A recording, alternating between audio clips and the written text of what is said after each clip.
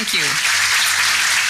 Thank you to Ambassador Alex Wolf and to our U.S. mission here at the United Nations. And it's wonderful to be back at the United Nations for this occasion. I want to thank the Deputy Secretary General for being with us. I'm very pleased that my friend and someone who once represented the United States here before becoming Secretary of State, Madeleine Albright, could join us. Members of the Diplomatic Corps and representatives to the United Nations Commission on the Status of Women.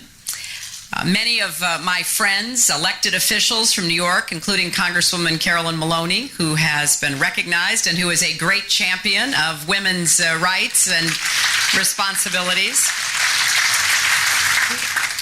And to all of you, this final day of the 54th session of the UN Commission brings to a close a week of a lot of activity.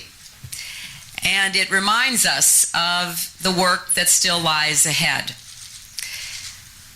15 years ago, delegates from 189 countries met in Beijing for the Fourth World Conference on Women.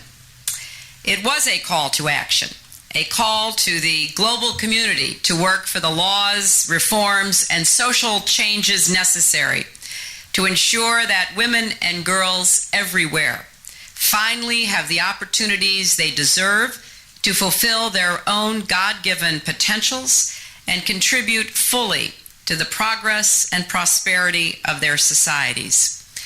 For many of us in this room today, that was a call to action that we have heeded. I know some of you have made it the cause of your life. You have worked tirelessly, day in and day out, to translate those words into realities. And we have seen the evidence of such efforts everywhere. In South Africa, women living in shanty towns came together to build a housing development outside Cape Town, all on their own, brick by brick. And today their community has grown to more than 50,000 homes for low-income families, most of them female-headed. In Liberia, a group of church women began a prayer movement to stop their country's brutal civil war. It grew to include thousands of women who helped force the two sides to negotiate a peace agreement. And then those women helped elect Ellen Johnson Sirleaf president, the first woman to lead an African nation.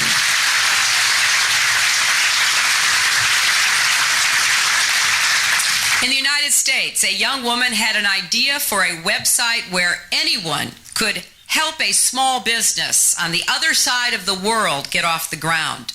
And today, the organization she co-founded, Kiva, has given more than $120 million in microloans to entrepreneurs in developing countries, 80% of them women. So as we meet here in New York, women worldwide are working hard to do their part to improve the status of women and girls.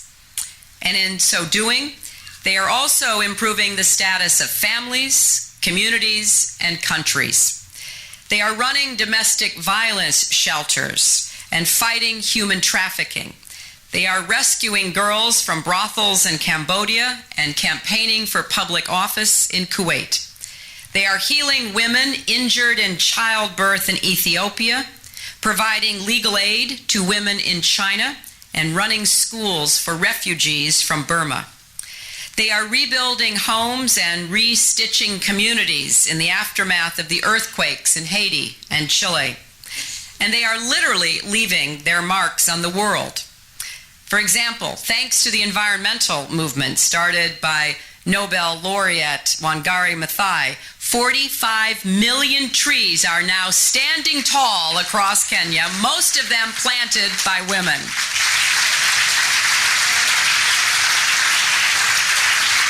And even young girls have been empowered to stand up for their rights in ways that were once unthinkable. In Yemen, a 10-year-old girl forced to marry a much older man made headlines around the world by marching into court and demanding that she be granted a divorce, which she received. And her courage helped to shine a spotlight on the continuing practice of child marriage in that country and elsewhere. Now, these are just a few of the stories, and everyone here could stand up and tell even more.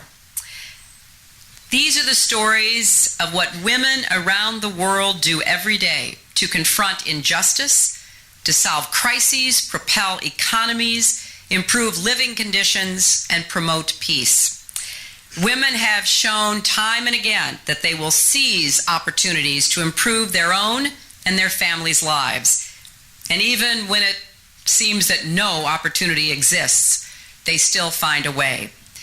And thanks to the hard work and persistence of women and men, we have made real gains toward meeting the goals set in Beijing.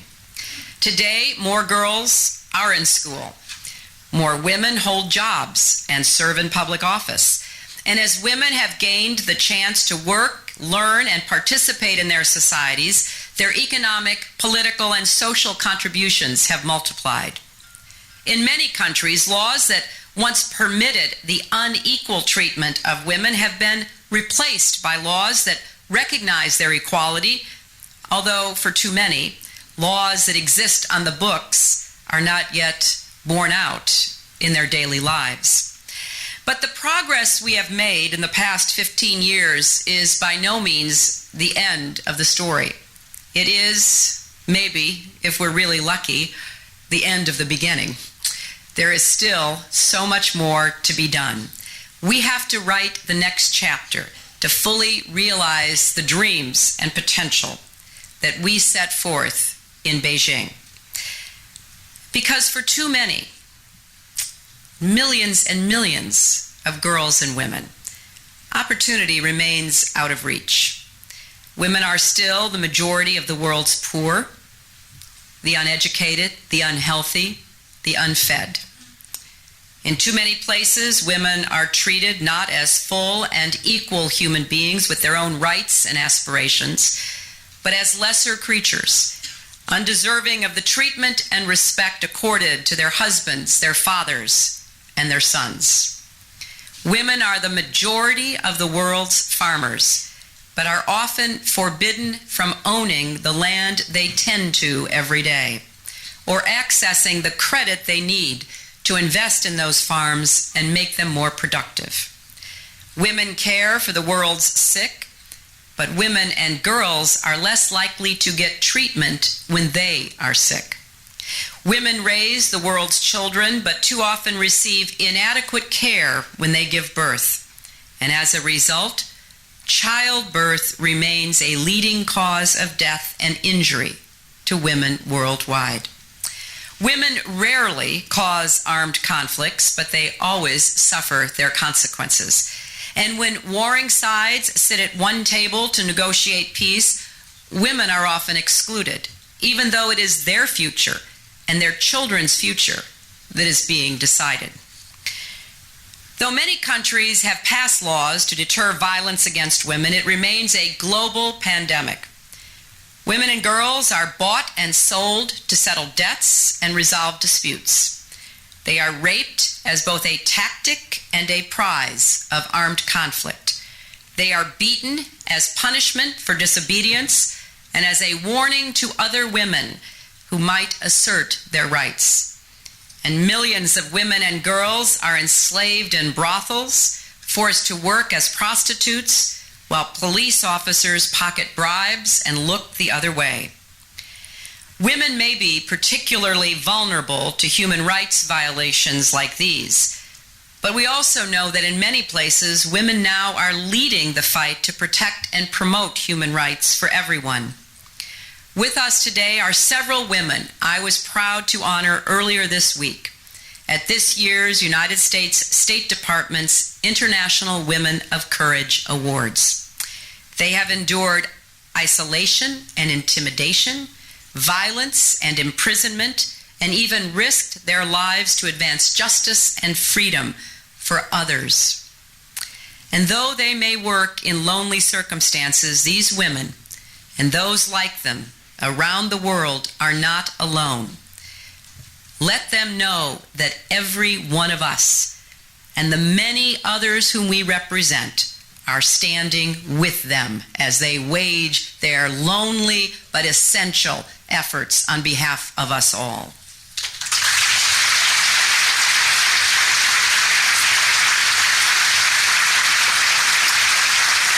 The status of the world's women is not only a matter of morality and justice, it is also a political, economic, and social imperative. Put simply, the world cannot make lasting progress if women and girls in the 21st century are denied their rights and left behind. The other day I heard the New York Times columnist Nick Kristof, who has done so much to bring to a wide audience the stories of individual women who are working and suffering because of conditions under which they are oppressed. And he said, in the 19th century, the great moral imperative was the fight against slavery. And in the 20th century, it was the fight against totalitarianism. And in the 21st century, it is the fight for women's equality. He was right, and we must accept and promote that fundamental truth.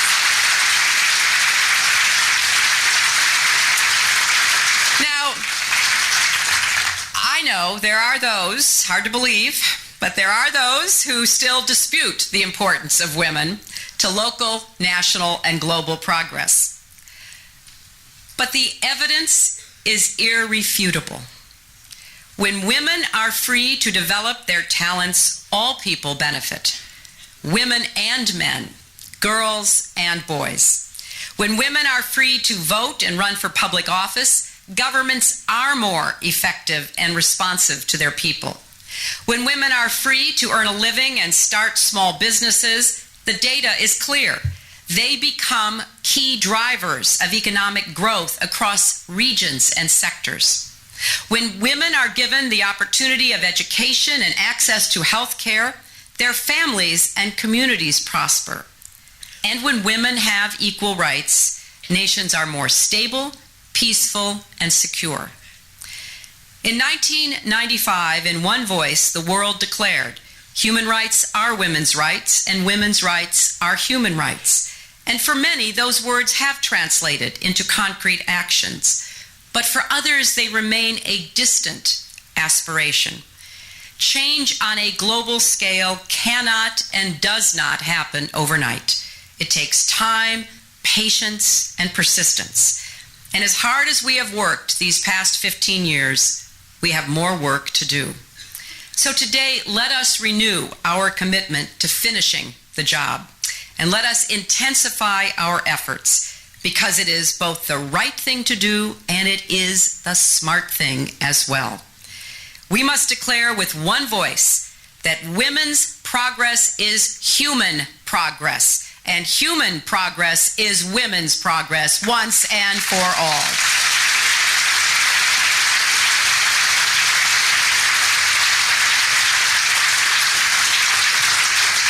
This principle was enshrined 10 years ago in Millennium Development Goal number 3, the promotion of gender equality and the empowerment of women. And that goal is essential for the realization of every other goal. Today, this principle is also at the heart of the foreign policy of the United States. We believe that women are critical to solving virtually every challenge we face as individual nations and as a community of nations. Strategies that ignore the lives and contributions of women have little chance of succeeding. So, in the Obama administration, we are integrating women throughout our work around the world. We are consulting with women as we design and implement our policies. We are taking into greater account how those policies will impact women and girls. And we are working to identify women leaders and potential leaders around the world to make them our partners and to help support their work. And we are measuring progress in part by how much we improve the conditions of the lives of women and girls. This isn't window dressing, and it's not just good politics. President Obama and I believe that the subjugation of women is a threat to the national security of the United States.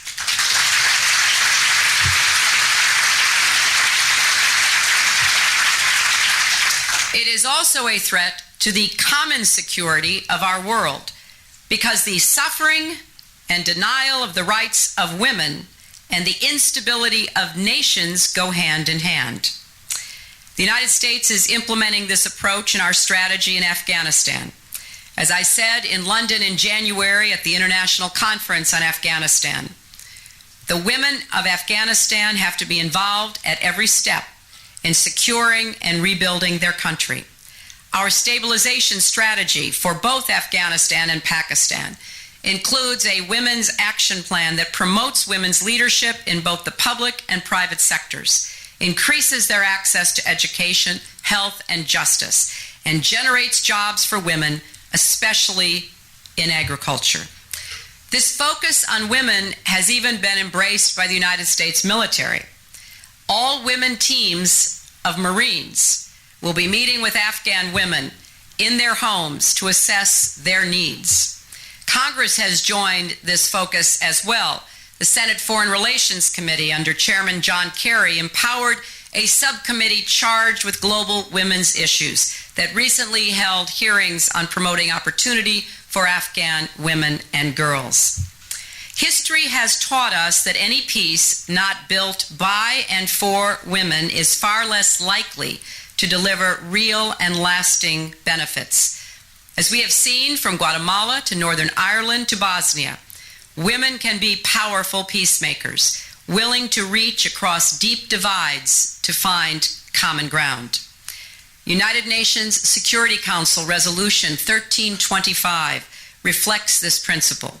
Now we must work together to render it into action and achieve the full participation of women as equal partners in peace. And as women continue to advocate for peace, even risking their lives to achieve it, many are praying that we will keep the promise we made in Resolution 1888 to take significant steps to end sexual violence against women and children in conflict. We have begun the process laid out in the resolution. Secretary General Ban Ki-moon has appointed a special representative. Now we must press ahead to end forever the evil of rape in conflict, which has caused suffering beyond imagination for victims and their families. For the United States, women are also central to our ongoing work to elevate development as a key pillar of our foreign policy alongside diplomacy and defense. As those who grow the world's food, collect the water, gather the firewood, wash the clothes, and increasingly work in the factories, run the shops, launch the businesses, and create jobs, women are powerful forces for any country's economic growth and social progress. So our development strategies must reflect their roles and the benefits they bring. 3 major foreign policy initiatives illustrate our commitment. The first is our Global Health Initiative, a $63 billion commitment to improve health and strengthen health systems worldwide. Improving global health is an enormous undertaking, so we are focusing first on those people whose health has the biggest impact on families and communities, women and girls. We aim to reduce maternal and child mortality and increase access to family planning. And we especially commend the Commission and the UN's adoption by consensus of the resolution on maternal mortality. We also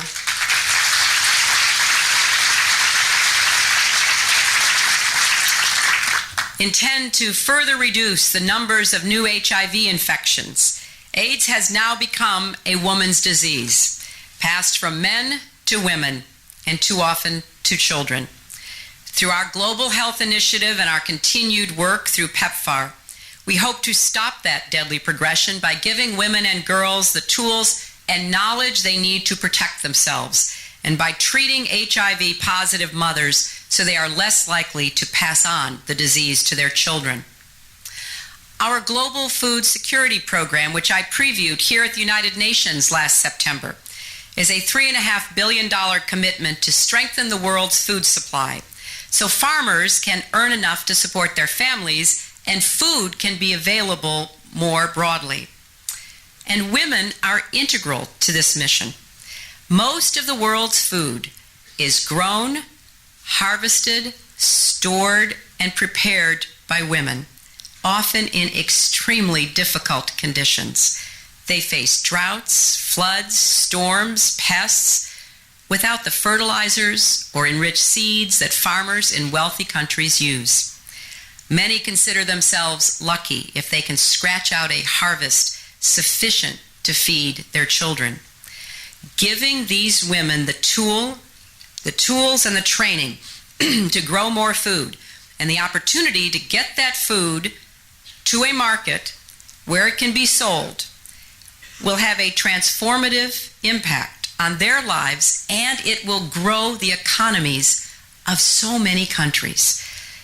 I have to confess that when we started our food security initiative, I did not know that most food was grown by women.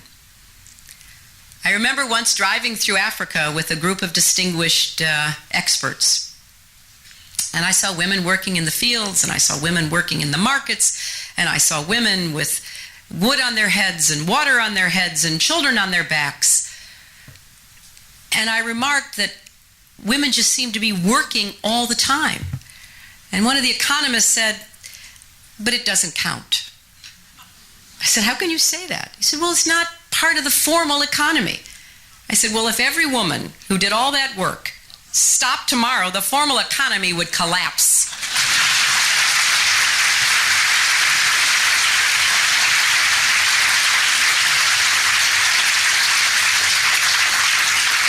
A third initiative is our government's response to the challenge of climate change.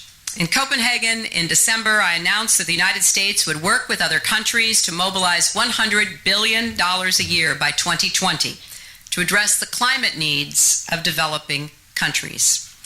The effects of climate change will be felt by us all, but women in developing countries will be particularly hard hit because as all of the changes of weather go on to produce more drought conditions and more storms and more floods, the women will have to work even harder to produce food and walk even farther to find water safe for drinking. They are on the front lines of this crisis, which makes them key partners and problem solvers. So we believe we must increase women's access to adaptation and mitigation technologies and programs so they can protect their families and help us all meet this global challenge. These initiatives amount to more than an assortment of programs designed with women in mind. They reflect a fundamental shift in U.S. policy, one that is taking place in offices across Washington and in our embassies around the globe. But we are still called to do more, every single one of us. The Obama administration will continue to work for the ratification of CEDAW.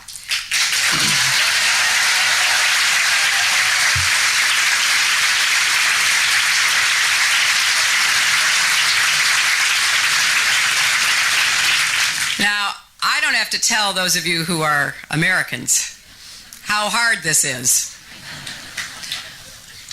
But we are determined because we believe it is past time to take this step for women in our country and in all countries. Here at the United Nations, a single, vibrant agency dedicated to women run by a strong leader with a seat at the Secretary General's table would help galvanize the greater levels of coordination and commitment that the women of the world deserve.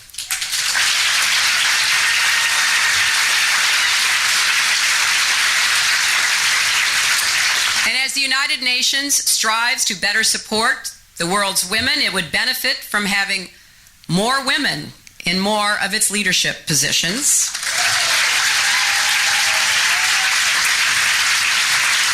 Just as there are talented women working unnoticed in every corner of the world, there are women with great talent and experience whose potential leadership is still largely untapped, and they deserve the chance to serve and lead. The Beijing Declaration and the Platform for Action was not only a pledge to help women in other lands, it was also a promise by all countries to do more to advance opportunity and equality for our own citizens. Because in every country on earth, talent is universal, but opportunity is not. In my travels across the United States, I've met women for whom higher education is a distant dream. They have the talent, they have the drive, but they don't have the money. I've met mothers trapped in abusive relationships, desperate to escape with their children, but with no means of support. I've met too many women who cannot afford necessary health care for themselves and their children. And I've met girls who have heard their whole lives that they were less than, less talented, less worthy of respect, until they eventually came to believe it was true. So whether we live in New York or New Delhi, Lagos or La Paz, women and girls share many of the same struggles and aspirations. The principle of women's equality is a simple, self-evident truth. But the work of turning that principle into practice is rarely simple. It takes years and even generations of patient, persistent work, not only to change a country's laws, but to change its people's minds. To weave throughout culture and tradition, in public discourse and private views, the unassailable fact of women's worth and women's rights. Some of you may have seen the cover of the most recent issue of The Economist. If you haven't, I commend it to you. And like me, you may do a double take. Because I looked quickly at it and I thought it said genocide. And then I looked more carefully at it and it said gendercide. Because it was pointing out the uncomfortable fact that there are approximately 100 million fewer girls than there should be if one looked at all the population data. I was so struck by that. A word that I had never heard before, but which so tragically describes what has gone on, what we have let go on in our world.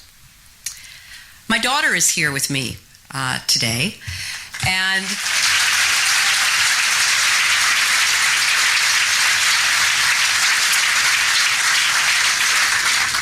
being the mother of a daughter is a great inspiration and motivation for caring about the girls of the world.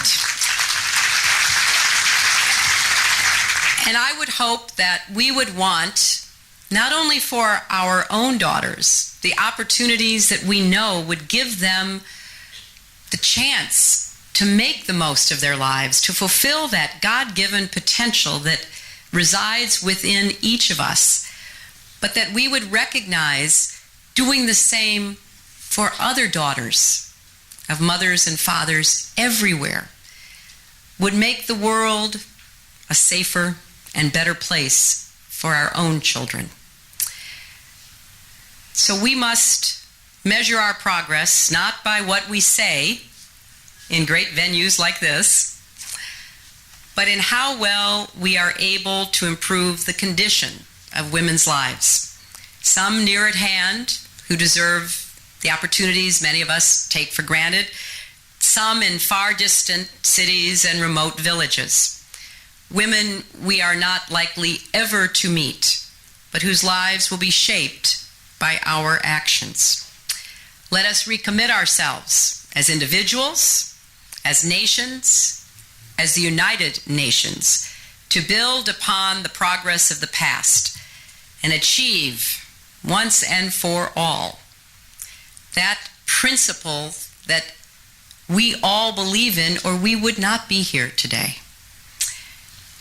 The rights and opportunities of all women and girls deserve our attention and our support, because as they make progress, then the progress that should be the birthright of future generations will be more likely, and the 21st century will fulfill the promise that we hold out today.